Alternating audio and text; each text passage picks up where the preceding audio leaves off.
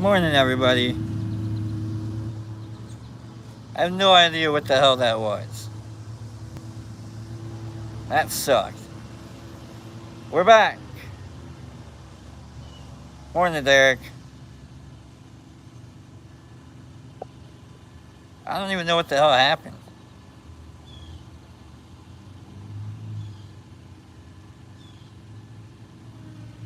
That sucked. It's a nice day. Welcome back. Hey, Paige. Morning. Morning, Cleanie. I don't know what happened. The Wi-Fi was fine. Phone was acting up. I don't know. YouTube was like, you can post a short if you want. I don't want to post a short. I want to end the live or fix the live. Something went wrong. I hate that. I hate it when something goes wrong like that, you know? Sends the brain into like a whole, like, what did I do? Like, I guess we won't be playing video games, nerd. Sorry about that. I don't want to risk that anymore. I think maybe because it didn't reconnect. Like, it hit like one of the lag snags that likes to happen out here. And I didn't reconnect. Right? Yeah, Bill D. I got Tina Turner. I got Tina. Not allowed to play Might and Magic, I guess. I don't know. It lagged out somehow. And I looked. I came to the phone. I'm like, oh, it's a reconnect. So I hit the reconnect. And the phone's like, nah, we're going to black out now. I'm like, oh, no. So then I had to back out and figure out what the hell was going on. I couldn't even put like a cute little title back in. Now it's all like, oh, it's Pops. Like, no, it's not. I was about to go in and be like, hey, Pops, can you get off your meeting right now? Like, I broke your phone. I'm kidding. That sucked, though. I hate it when YouTube goes down like that. Let's try this again. Let's go back inside. Let's go back in. Let's just read. Let's just learn.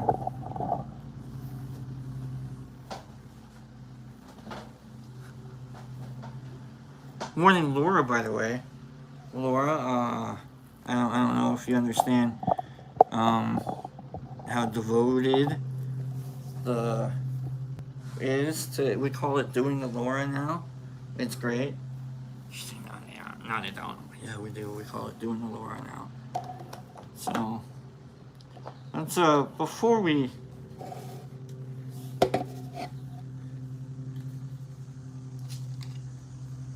do that, because like she's always the one that's like, you know, I'm like, why? She's like, because people like to hug. I'm like, I don't like to touch people.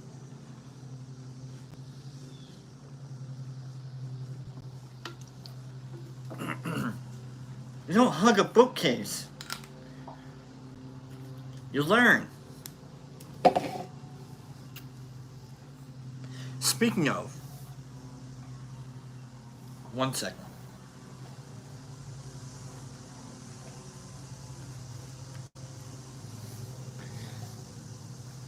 What? No, I'm not going to do this on screen.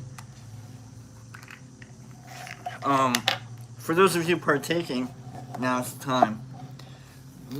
Should I, or shouldn't I, get to storybook time? Should I do storybook time? Don't worry, Herbie, you can't see nothing. Penny, you can't see nothing. Alright? You can't see nothing. You can hear, listen to that. You can hear the zoom, zoom, zoom.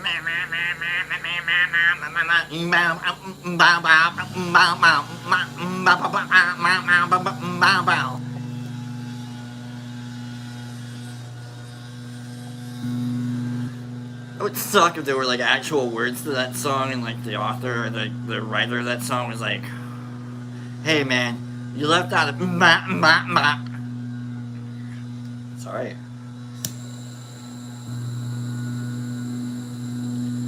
you can't do a dibble without doing a dabble. All right, so we're doing we're not doing a double. All right, we've learned that one. We're trying to mature a little bit here. Dibble dabble, no double.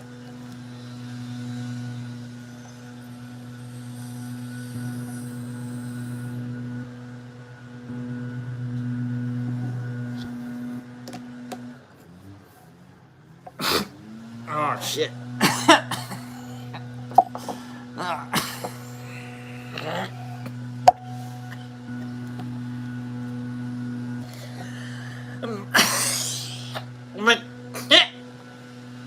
Matured my ass.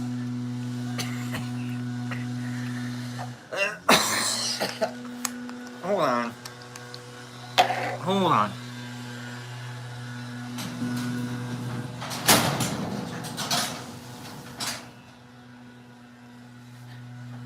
We'll reconnect if we have to, but oh my god, that was loud, huh? Okay. Let's do philosophy. Whew. Here we go. I have no idea what any of that was off screen. None. Okay? So you can't charge me anything, Penny. Alright, we're gonna do a quick review.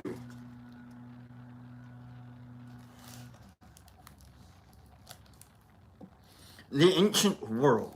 We're going to go through the contents and we're going to do like a quick review of the ancient world on up to, I think, hold on up to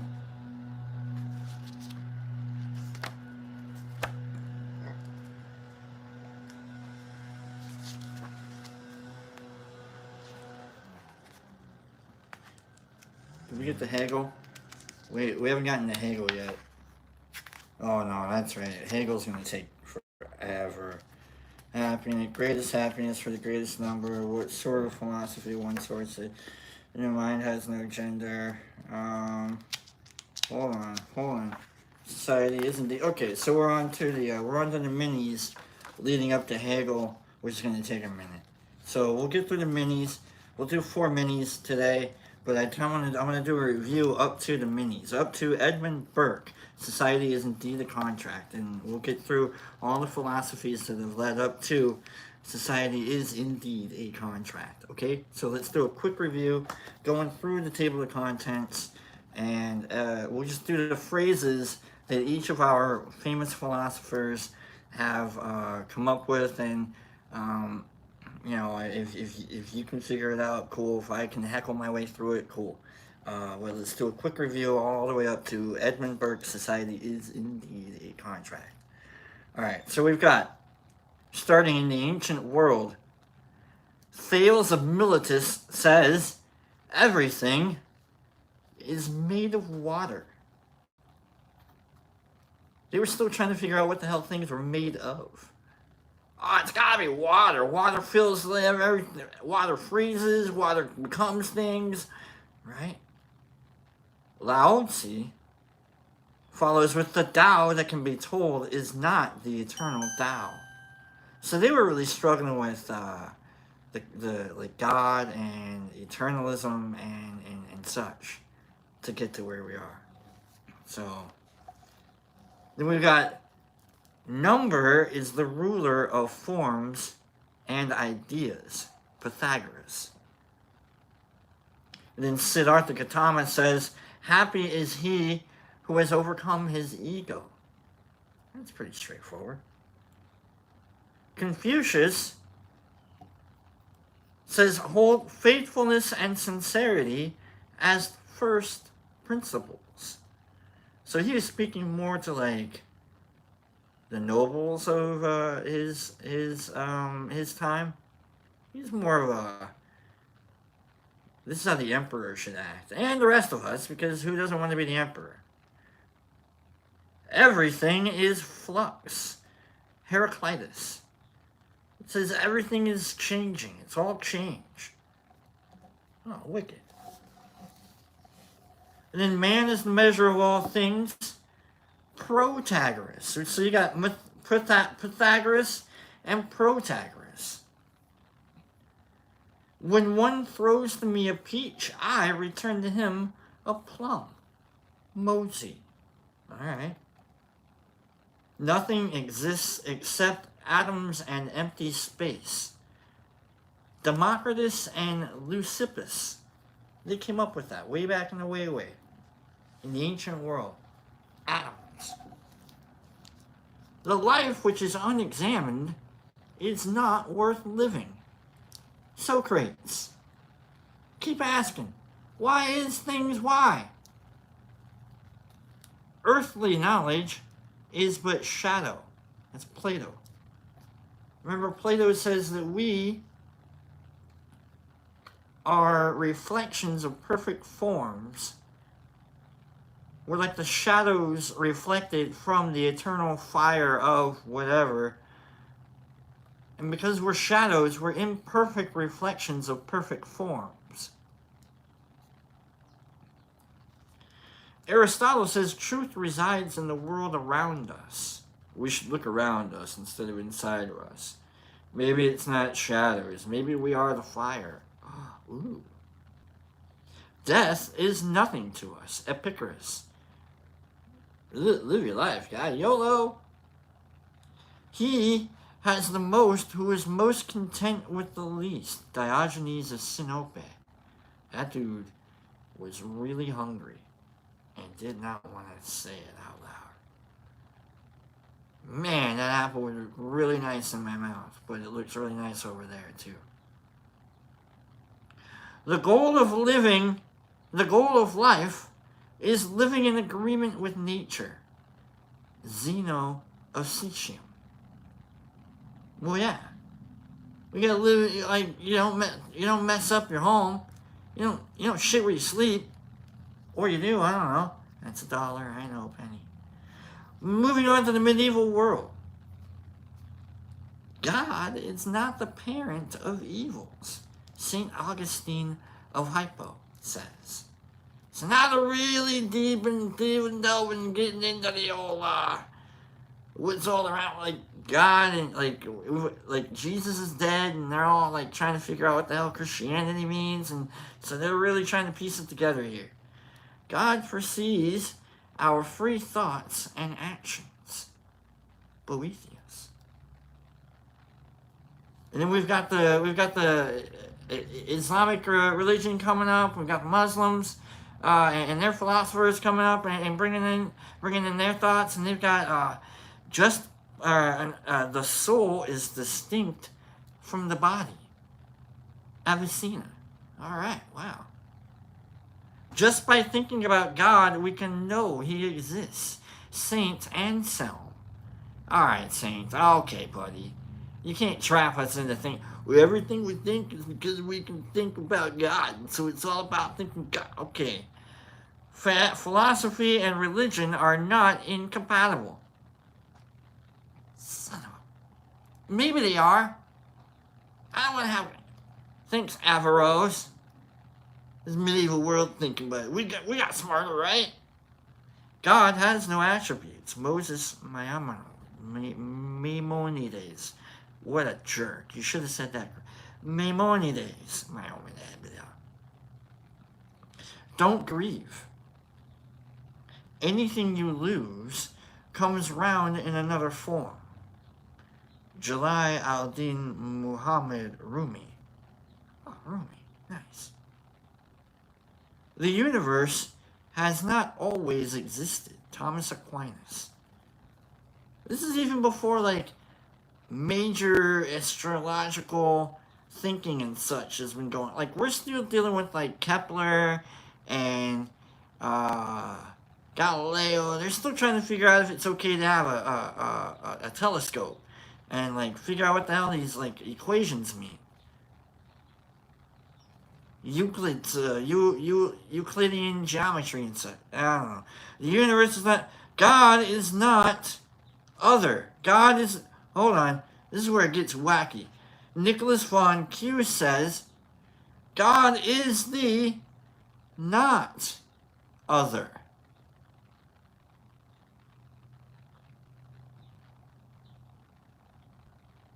To know nothing is the happiest life. Desiderius Erasmus. All right. On into the Renaissance and the Age of Reason. Now we're thinking. Now we're really thinking. Now we're really putting like scientific tinkering going on.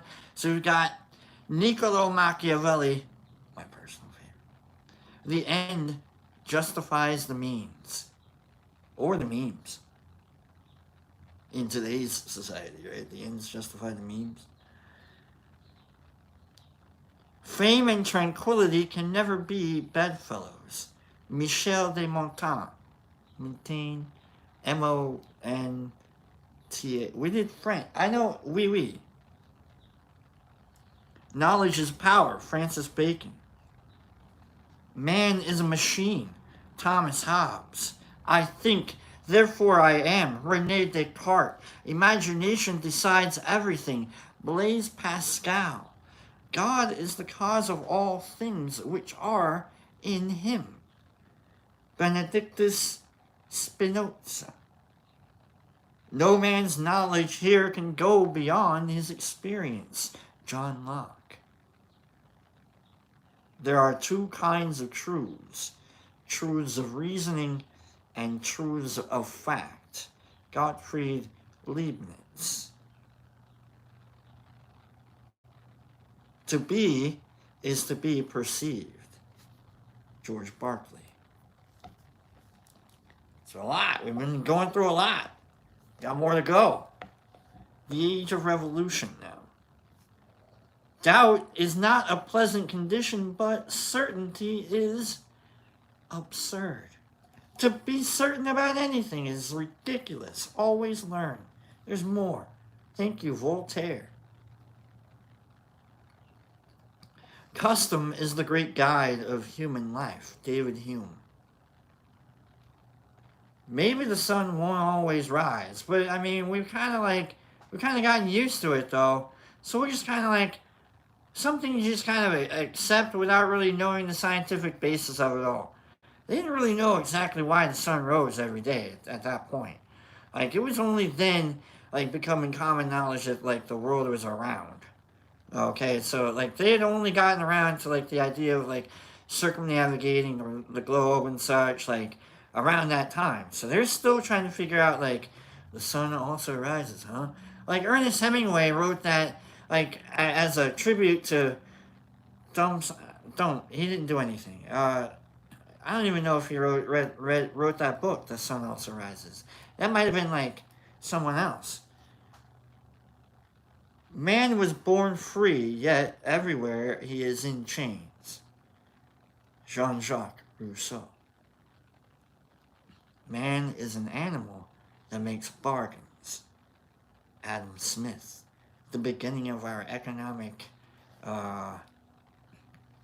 way of thinking.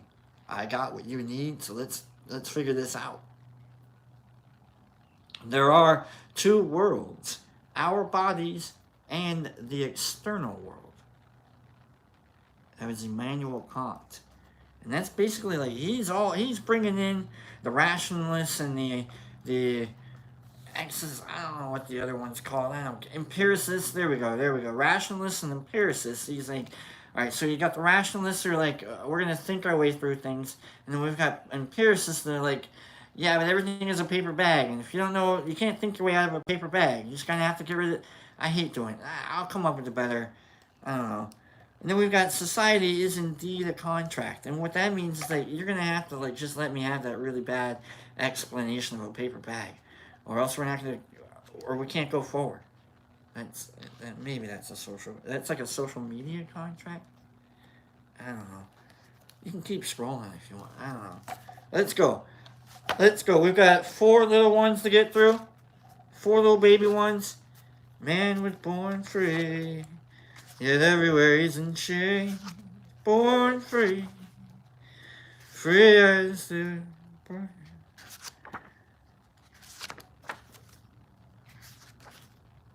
Free as the doo-doo. Alright. Let's get to, in this book, the philosophy book, Big Ideas Simply Explained. Maybe we'll get to 2 of these things.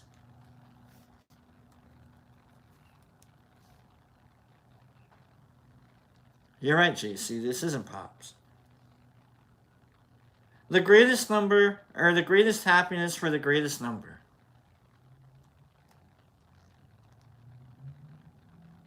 Jeremy Bentham.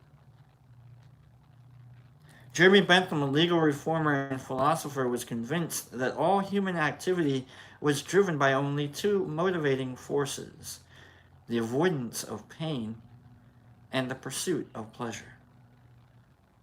In The Principles of Morals and Legislation, he argues that all social and political decisions should be made with the aim of achieving the greatest happiness for the greatest number of people. Bentham believes that the moral worth of such decisions relates directly to their utility or efficiency in generating happiness or pleasure. In a society driven by this utilitarian approach, he claims the conflicts of interest between individuals can be settled by legislators, guided solely by the principle of creating the broadest possible spread of contentment. If everyone can be made happy, so much the better. But if a choice is necessary, it is always preferable to favor the many over the few. One of the main benefits of his proposed system, Bentham states, is its simplicity. By adopting his ideas, you avoid the confusions and misinterpretations of more complex political systems that can often lead to injustices and grievances. Maybe? More controversially, Bentham proposes a philosophic calculus of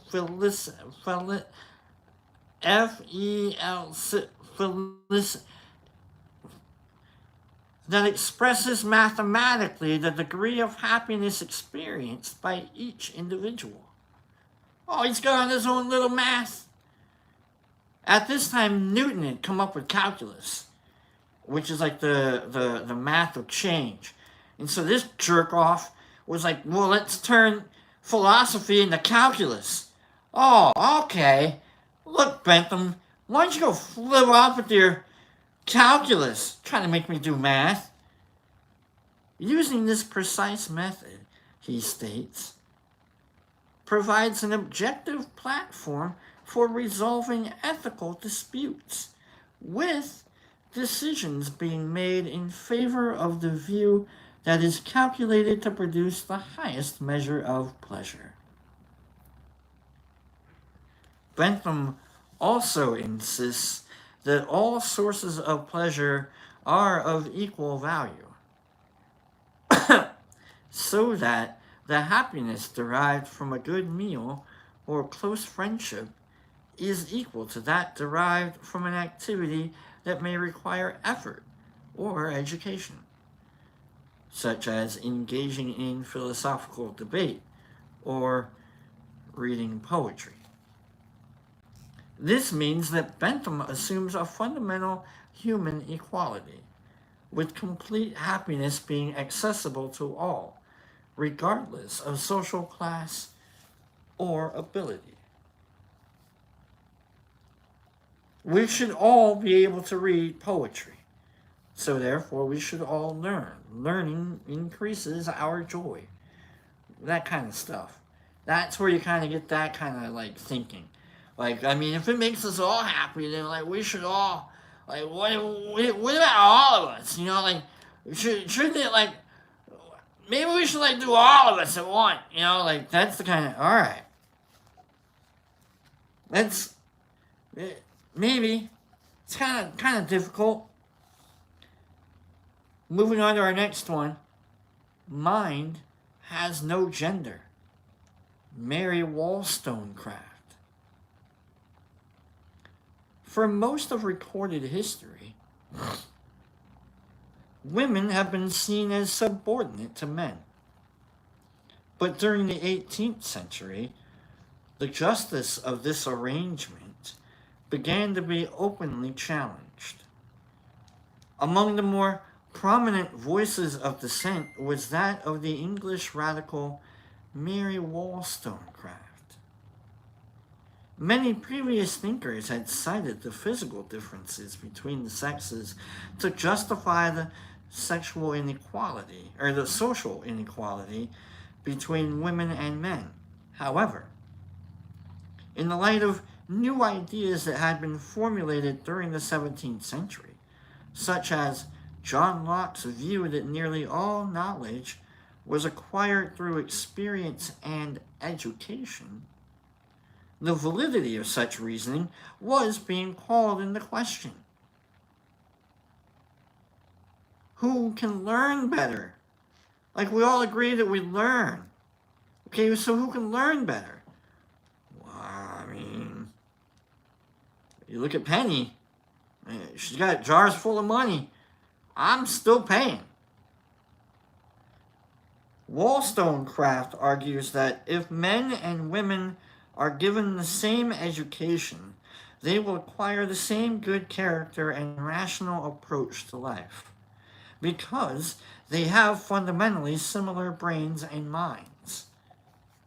Remember, at this time, they had boarding schools and they had finishing schools for girls, and in the finishing schools, you would go and learn etiquette, and you would learn like how to set the table.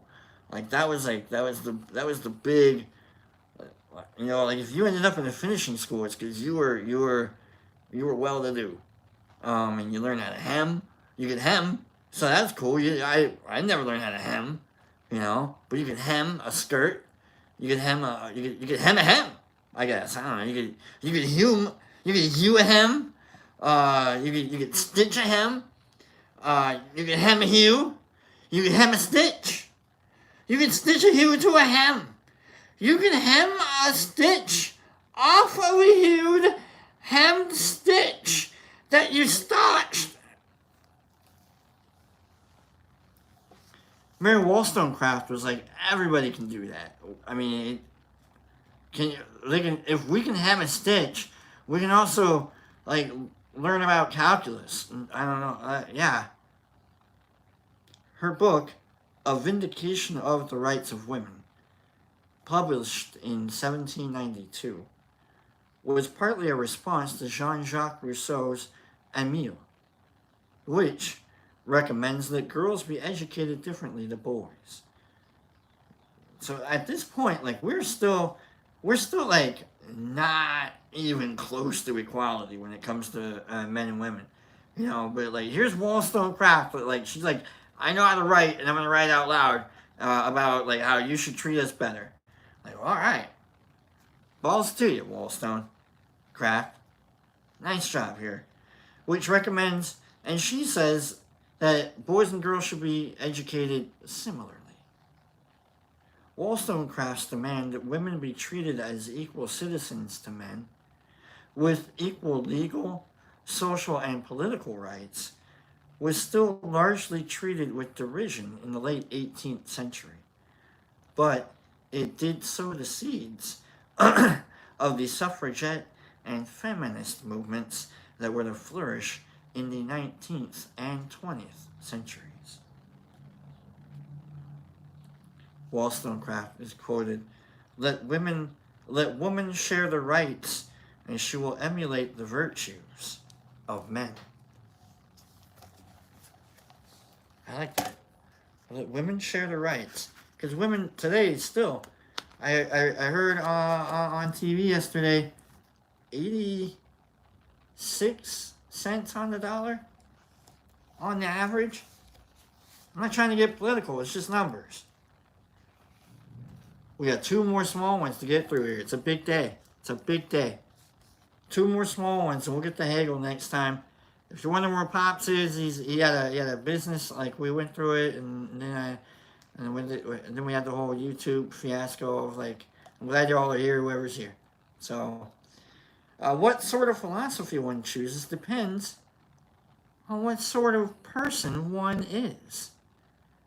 Johann Gottlieb Fichte, Fichte, or Fichte, Figel, Philemon, Filet Mignon. I don't know how to say his name. I'm going to say Gottlieb. Gottlieb was an 18th century German philosopher and student of Immanuel Kant. He examined how it is possible for us to exist as ethical beings with free will, while living in a world that appears to be causally determined. Kind of like, oh my god, the game, the pinball. Maybe we're just like the pinballs in a pinball world. But we can like spin around if we want, or we can just head to the next flipper. According to unvarying laws of nature. Like if we get hit by a flipper, we gotta go wherever the flipper hits us. But, you know, maybe we can like meander out of the way, eventually. The idea there is a world like this out there, beyond ourselves and independent of us, is known as dogmatism. This is an idea that gained ground in the Enlightenment period, but Fichte Gottlieb thinks that it leaves no room for moral values or choice. How can people be considered to have free will, he asks, if everything is determined by something else that exists outside of ourselves? We keep running into flippers? You mean the world's nothing but flippers? Nah. What if I want to go down a hole or two? What if I want to get, like, sprung up? What if I want to light up a light or two? How am I going to do that? You think the flippers know? Who's hitting the flippers? Fichte argues instead for a version of idealism similar to Kant's, in which our own minds create all that we think of as reality. Oh, okay, I'm flipping the flippers. Okay, so I am playing the game. Okay, so I'm should we do, maybe we'll do, I'm the pinball, be the pinball, the spoon. Okay. In this idealist world, the self is an active entity or essence that exists outside of causal influences and is able to think and choose freely, independently, and spontaneously. I got it right. You're definitely playing a pinball game with your own self. You're the guy flipping your own flippers, hitting your own ball, trying to get your own high score. It's up to you to get the extra balls. I'm usually just messing around. I think I nailed that one. So I think Gottlieb's really into pinball. Pinball wizard. I just did like a Ted Nugent version of Cat Ranch River Pinball Wizard. Fichte understands idealism and dogmatism to be entirely different starting points. They can never be mixed into one philosophical system, he says. There is no way of proving philosophically which is correct. Am I the pinball or am I the guy playing the pinball game? And neither can be used to refute the other. I don't know. I'm too busy messing around with these flippers. Am I flipping them or am I getting hit by them? I don't know. For this reason, one can only choose which philosophy one believes in. So he's giving people like an out. Remember, Kant's like, look, we can see things and we can be things. And Gottlieb's like, I mean, yeah, I guess. But I mean, you kind of need to like see everything, or you can be everything. But like, one. You can't really. I guess like if it's really difficult for you to pick both, like it's alright to just pick one. I guess I don't know. Yeah, you can get by with just seeing things. For this reason, you can only choose which philosophy one believes in. Not for objective, rational reasons. It's not going to do anything for you. I mean, you still got to live. You're still dealing with flippers. Whether you're flipping the flipper or you're getting flipped, you're still dealing with flippers. But depending upon what sort of person one is. Who do you blame? I'm doing it.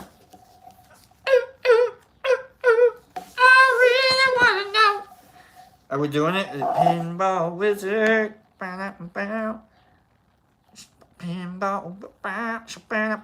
I can't not do it in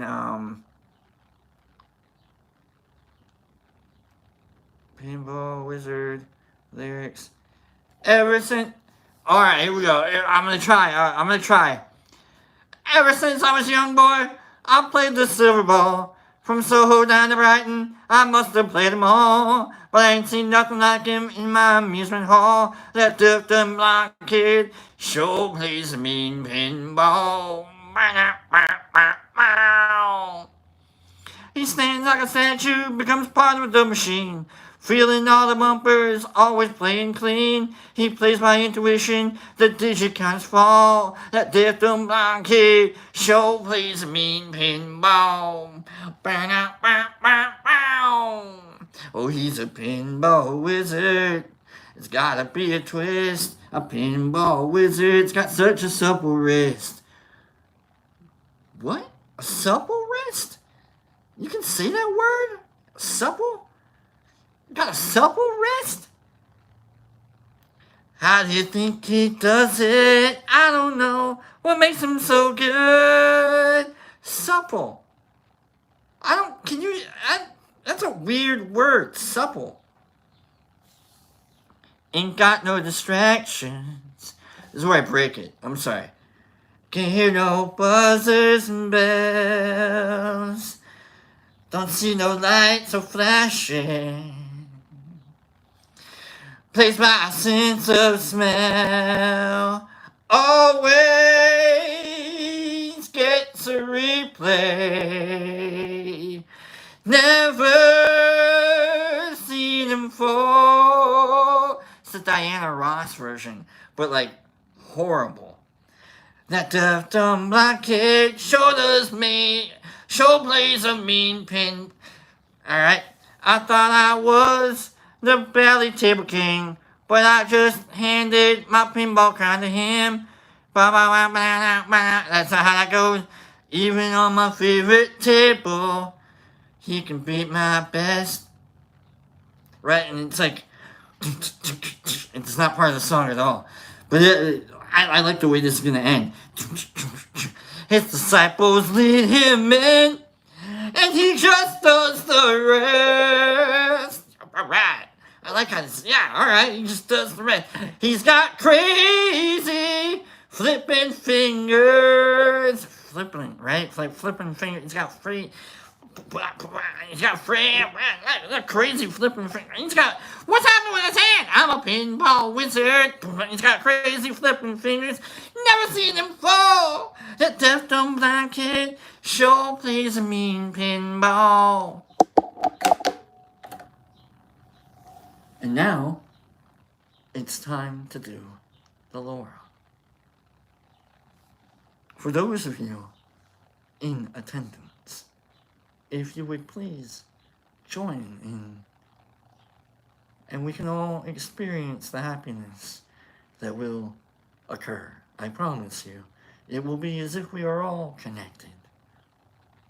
If you take your left hand, and by I mean left hand, I mean the one with the pinball flipping finger. If you got flipping finger, do you got flipping fingers? It's almost like, treat your body like a pinball game, right? But it's like, how like, I'm gonna play this game crazy, right? And it's like, oh yeah, So I'm gonna play it all. I'm gonna play it all. You know, when you're trying to like impress the date at the arcade, you know, the nickel arcade, where they're already rolling their eyes because they're like, you're really effing poor, and you're trying to impress me by bringing me to a place that's gonna cost us $3.40 to have like a half-hour date at. Like, and that includes the pizza. Okay, I'm not saying it's bad. I'm just saying you're at the nickel arcade, and it's like one of those, you know, one of those swan truck pizzas, like the single serving pizzas that you know, they get, and so you pay for it. You get like $1. You pay them $1, and like you got to take it to the microwave yourself. And you're like, all right, cool, you know, and you're watching your friend play like Teenage Mutant Ninja Turtles over in the distance there, and they're like, I can't get past the water level. I'm like, I know, right? No one can. They're like, I mean, at least it's free. I'm like, yeah, at least this place is free. You know, and then like you get a water cup, and like you use the water cup to get the soda instead of the water. And the guys know, everybody knows that like you use the water cup to get the soda. No one knows that like no one gets water. Like the water thing is always full. Okay? No one's ever gotten... If you've gotten water with a water cup, weenie, you're a weenie, okay? I can use that word. You're a water cup weenie. That's what... You're a weenie water cup wielder with water. Weenie water... Alright, you never... No one... Maybe the ice. You do it like, oh, I'm going to do the ice, and then like... Then you do... And then you get like the third... You know, but like, anyhow... So you get the left arm. And then you get the right arm here. Right here, right? And then you hold on to it like you're holding on to your weenie water cup. Right? Don't do that. Don't do that. Now you got pinball. Now you're like, alright, so I gotta get the pinball on up to that hole right there, so that when it drops down, it'll come down to the kidney, and that'll help regulate my kidney, and then I can come over here, and then like I'll flip the ball over to my spleen, and that'll help with whatever the hell the spleen does, and then maybe kick the gallbladder into doing a little gallbladder stuff, and then on up to like making sure that the lungs are still going, and then like traversing through the aortic and that kind of cathartic, all the veins and stuff, and like bing, bing, bing, bing, bing, right? And so you're like, all right, so I'll hit the flipper here, and then I'll hit the flipper here, and then like, boom, the lower lights show up, and it's like, and they read H-U-G,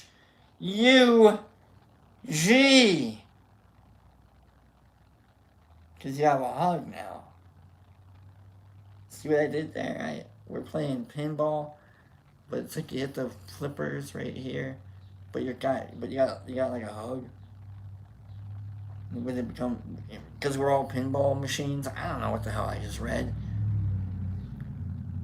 So now you have a hug, and maybe now your pinball game is like it stopped because it won't drop down. It's like, you know, no, I'm gonna wait for you. You're like holding the ball.